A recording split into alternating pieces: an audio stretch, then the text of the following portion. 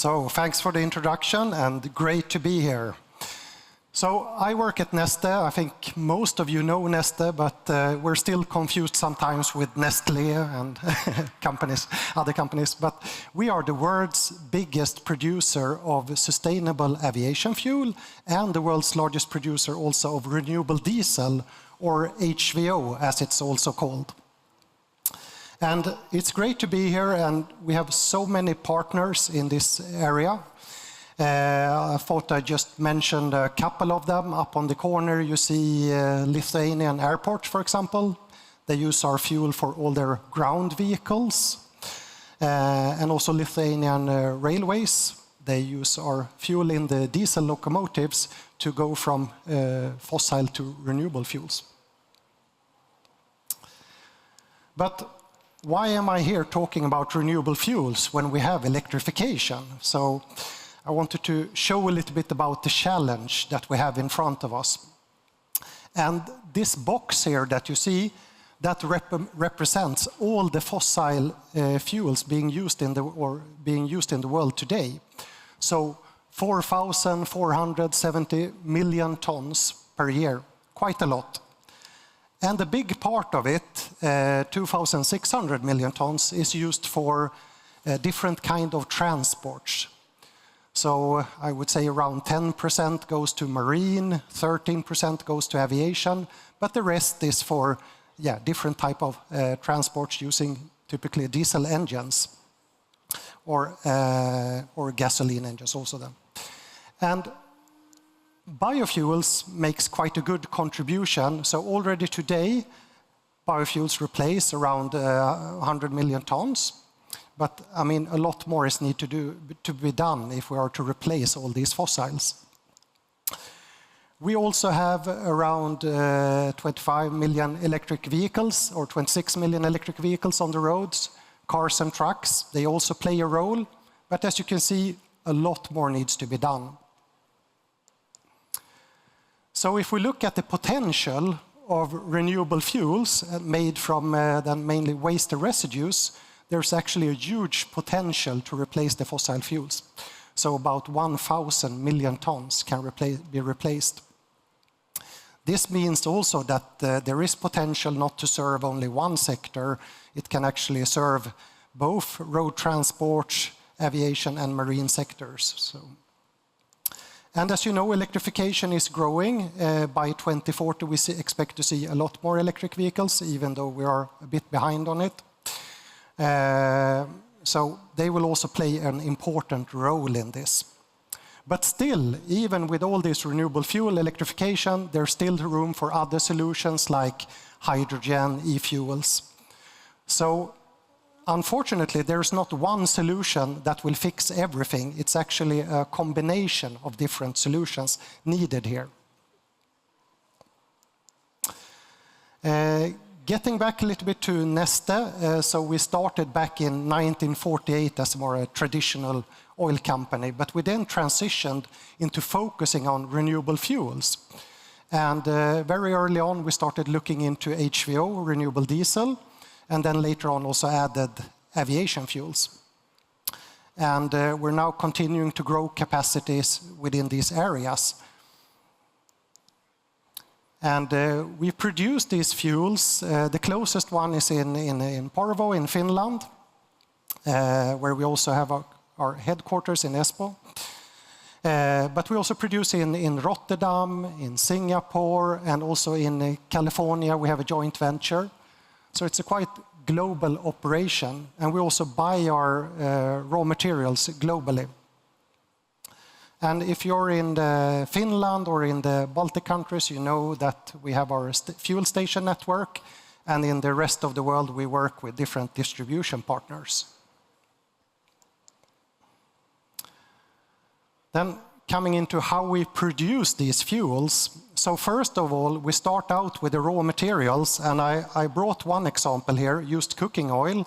And if you head over to our booth in the break, you will find a long, big bench filled of different raw materials that we used. So it's really important that these raw materials fulfill sustainability criteria, and we do a lot of auditing, and there's also a lot of strict regulation on what raw materials we can use and so on to help prevent frauds and things like that. And we take this extremely serious, and that is also why you see big companies teaming up with us to work on this. So our product is made from mainly waste and residues, like this used cooking oil, animal fat waste, and solutions like that, or waste like that. And then we turn it into this product in the end, which is the HVO. You see it looks almost like water. It's a quite nice product to handle compared to fossil diesel. So what we do is we have a pre-treatment step where we take out all the impurities, and then it goes into the actual refinery where we get the fuel properties that we want. And right now we're at 5.5 million tons per year in production capacities from all the refineries that you saw here previously.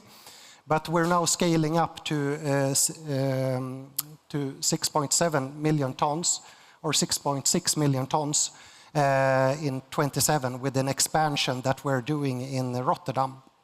So a huge billions of euros investments happening there to increase capacity even further. But as we said, we believe in multiple solutions, and we're not only saying it, we're walking the talk. So we're also building charging station network, both for passenger cars, and we have also opened up a heavy-duty charging station. So we really believe that there will be a need for multiple solutions. Now, going a little bit more into the details of the product and how it looks. So first of all, maybe to address a common misconception. So renewable diesel and HVO is the same thing. But then there's a product called biodiesel. It's also good for the environment, but it comes with some disadvantages. And often our product is mixed up with that. So typically you can hear that, okay, we tried it, but we had problem with growth in the tank, it clogged up oil filters and so on. Then they have tried biodiesel, not HVO. So there is a big difference there.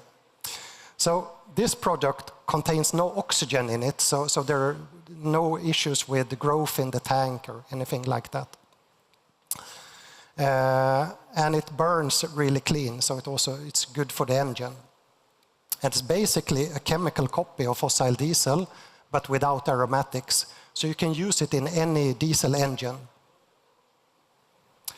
And the biggest thing, of course, with the product is that it reduces greenhouse gas emissions by up to 90% over the fuel's life cycle compared to fossil diesel. So that's really a huge part. And I'll show you later on how that compares to other solutions. So basically, you can use it. You can use your existing vehicles, your existing infrastructure, and just switch the fuel and have this enormous greenhouse gas reduction already today. And the way it works, so how does the sustainability part come in here? Because you're still burning something. So if you look on the screen here, you see on the right-hand side, you take fossil oil out of the ground, you make diesel or gasoline out of it, and you burn it in an engine, and you add CO2 to the atmosphere, which is not something you want. And just to be clear, if we're talking about natural gas, which sounds very sort of environmental, it's also a fossil gas. So natural gas is the same thing as on the right side. You take it out of the ground, you burn it, and you add CO2. On the other side, we have the case of renewable fuels, where you make it from raw materials that have absorbed CO2 during their lifetime, and then you make a fuel out of it, you burn it, yes, you emit CO2, but it's not new CO2, it's just circulating it. So you could compare it almost to a tree. So a tree absorbs CO2 during its lifetime, then it dies eventually, falls to the ground, rottens, and emits that CO2 back If we instead take that dead tree, now we're not using actually dead tree, but just as an example, and make a fuel out of it, so then we burn that and we just circulate the CO2. So that is the big difference. And this is not something that Neste came up with. This is the science-based part. This is how it's calculated in all regulation. And I would say almost all regulation except the vehicle CO2 regulation. And that's something we will come back to.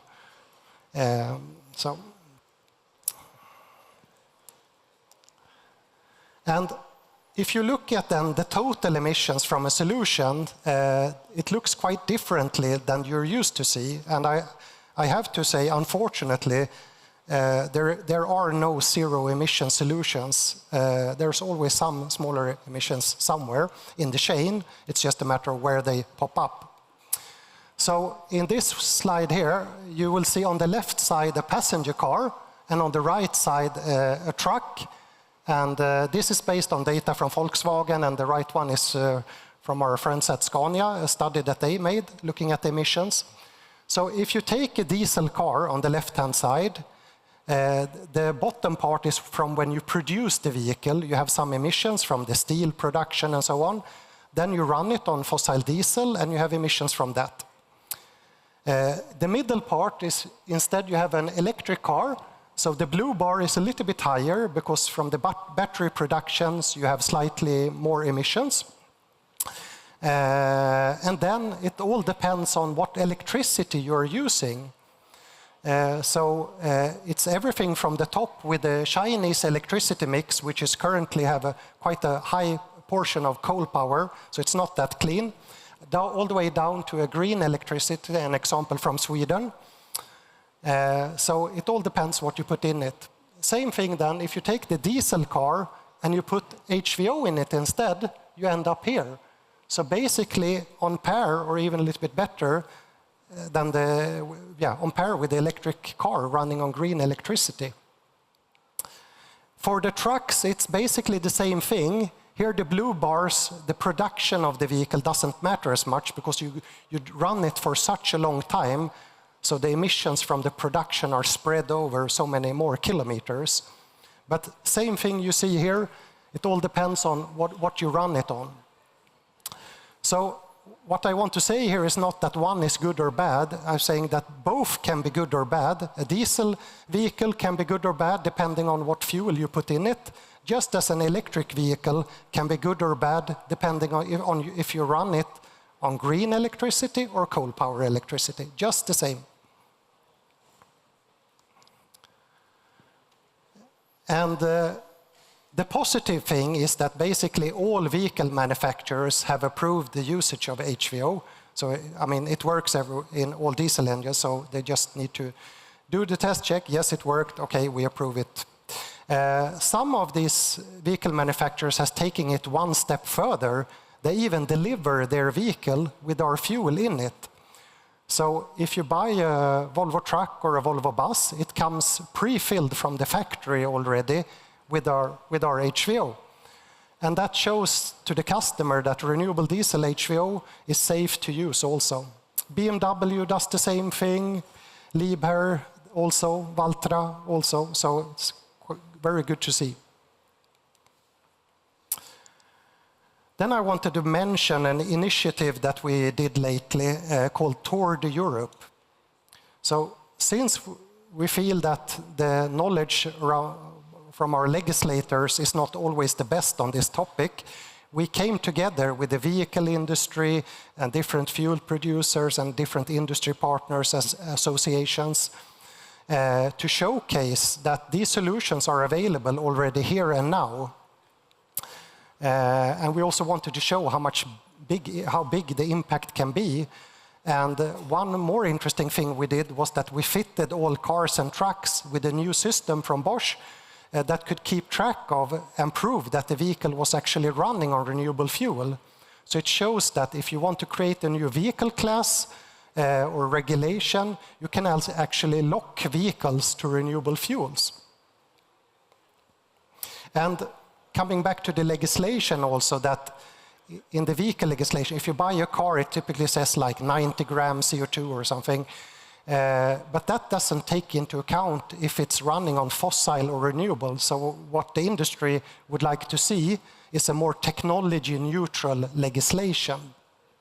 That was also part of the tour then, to educate there. And of course, we stopped by here. So we had an event here, we had a refilling event here. We did a seminar at the Finnish embassy. And we had the former transport minister there and many of the vehicle producers. So it was really good to highlight it also during the trip at different stops. And as mentioned, we wanted to showcase how good the availability is. On the left was biogas, on the right is for HVO. And you can see that even here, we have just locally here, we have more than 70 stations. So it's really a good availability. You can get it, I mean, you can plan and use it daily.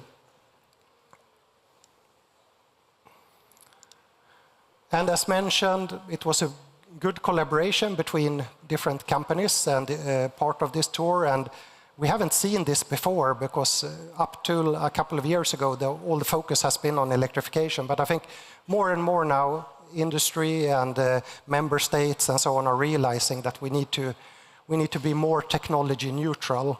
So hopefully now when the regulations are being reviewed, we will see a shift here also for more acknowledgement. But as a company already today, of course, if you use it, it's approved for your climate reporting and all of that. We just have one small part of the legislation still that we would like to shift. And with the use of these different type of renewable fuels, we reduced the greenhouse gas emissions by 77% over this tour. And it was 5 different tours happening on different paths across Europe, both passenger cars and truck. So it shows that, I mean, a huge reduction can be done. And the potential is to go even higher than this also. But this was just a mix from all the different fuels used here. And if we look on the outlook, we see that demand is growing, production is growing, and there are some good regulations like the Renewable Energy Directive also calling for more renewable fuels. So we expect to see a growth here. But if you remember the slide I started out with, this big box of the potential of 1,000 million tons, you see a lot more could be done here. So a favorable regulation can really play a role here. So to sum it up, we will not meet the climate targets without the use of renewable fuels. I think that has become pretty clear. We need more ambitious regulation to do this. And also we see more and more interest and need for climate reporting. So it's not just that you use the fuel, you also want to have a good reporting tool to it. And that's something that we have developed also. So if you use the fuel, you can of course also get then good climate reporting from it. And so we are here, so don't miss to come by our booth also to learn more and see more of the different, you can have a look and see the products here. So thanks for that.